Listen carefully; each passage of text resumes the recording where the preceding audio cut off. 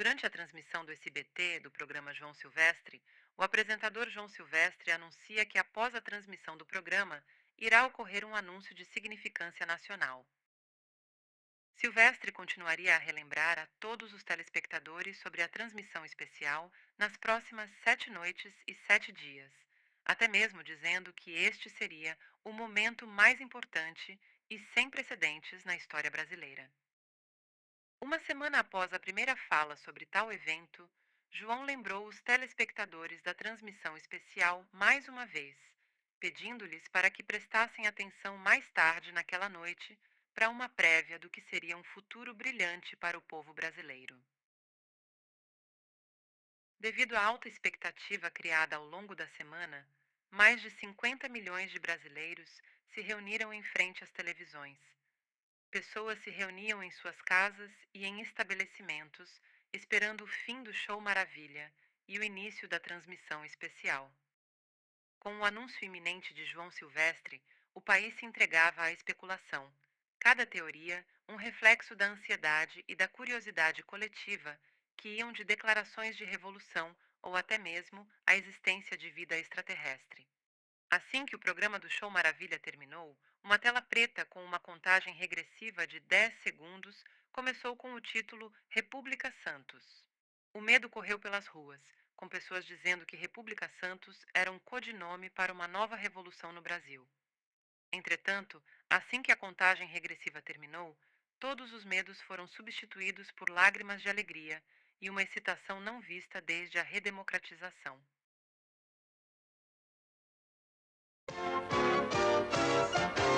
Chegou aquele que a gente queria para o Brasil governar. Agora o povo está contente, já temos em quem votar. É o 26, é o 26, com o Silvio Santos chegou. Após o anúncio presidencial de Silvio Santos, centenas de milhares de bairros comemoraram. Enquanto outros prometiam acabar com a corrupção ou investir na educação, Silvio destacava sua determinação em agir, não apenas prometer. Ele se tornava o líder desejado para guiar o país naquela época incerta. Devido à demanda popular, o Show Maravilha foi cancelado no dia seguinte, substituído por um loop de em média 30 minutos do anúncio presidencial de Silvio Santos. A transmissão foi assistida novamente por mais de 38 milhões de brasileiros e as festas continuaram por toda a semana. Devido à intensa polarização política e desafios de segurança enfrentados por Silvio Santos, os debates presidenciais brasileiros foram cancelados durante a eleição de 1989. No entanto, isso não afetou a liderança de Silvio, que manteve uma vantagem constante nas pesquisas ao longo de 1988 e 1989, apesar de ter feito menos aparições públicas do que seus concorrentes. Sua estratégia de campanha baseava-se em anúncios televisivos marcantes, transmitidos semanalmente em horário nobre.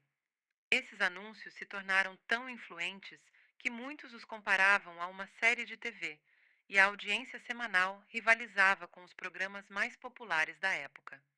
Embora um debate tenha sido agendado pouco antes das eleições, Silvio optou por convidar seu adversário, Fernando Collor, para assistirem juntos à final do Campeonato Brasileiro de 1989, o Brasileirão.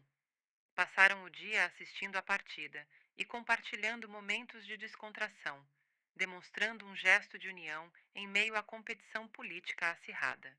Ao final do dia, Collor teria supostamente dito a Silvio: Você é o líder que o Brasil precisa. Eu votaria em você sem nem hesitar. Essa declaração, apesar de ser apenas um rumor, teve um impacto profundo na opinião pública, solidificando ainda mais a liderança de Silvio Santos nas pesquisas e minando a campanha de seu oponente. Na manhã de 1º de novembro de 1988, 4 dias antes do dia da eleição, os grupos ARRAJ, Ação Anticorrupção Jovem, invadiram os canais de rádio e televisão e informaram para os civis que estavam cansados da corrupção e que as elites políticas estavam prejudicando o futuro do Brasil. Após a transmissão, os grupos cortaram centenas de linhas de energia no Sudeste e Sul, impedindo efetivamente que qualquer anúncio presidencial de Silvio Santos alcançasse qualquer residência abaixo de São Paulo.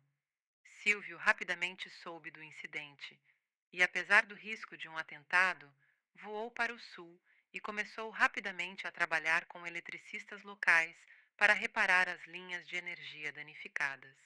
Silvio Santos seria recebido por uma multidão de apoio, principalmente jovens eleitores ansiosos por ver alguém famoso na presidência. Idosos que passavam suas tardes na frente da TV, muitas vezes os pais dos jovens apoiadores, permaneceram em suas casas e ocasionalmente espiavam pelas persianas de suas janelas para dar uma olhada no candidato.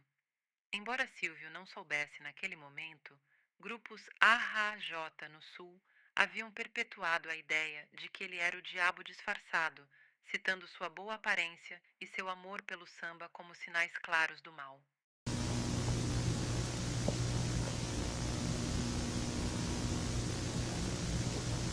Silvio Santos não é humano.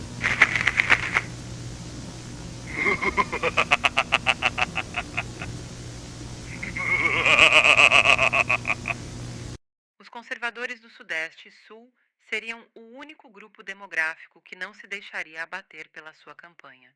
Mesmo assim, Silvio continuou a viajar de estado em estado, reparando linhas elétricas durante 4 dias, seguidos até a manhã da eleição. Em 5 de novembro de 1998, Silvio recebeu 75% do voto popular, ou seja, cerca de 50 milhões de votos.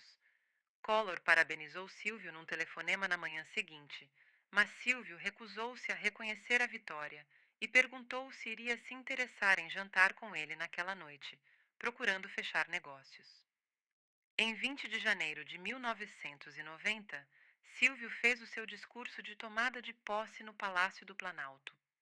Apesar de os presidentes do passado terem discursos de cerca de 30 minutos, Silvio Santos falou durante menos de um minuto. Tenho um discurso e tenho o que vocês estão à espera de ouvir. Mas isso não é justo. Não, não é justo de forma alguma. Estou aqui por todos vocês. É justo que falem por vocês mesmos. As minhas palavras não devem ser mais altas do que as suas. Por isso, trouxe muitos outros convidados para falar. São pessoas como vocês e eu. Tal como muitos presidentes falaram sozinhos, o Brasil falará. Muito obrigado.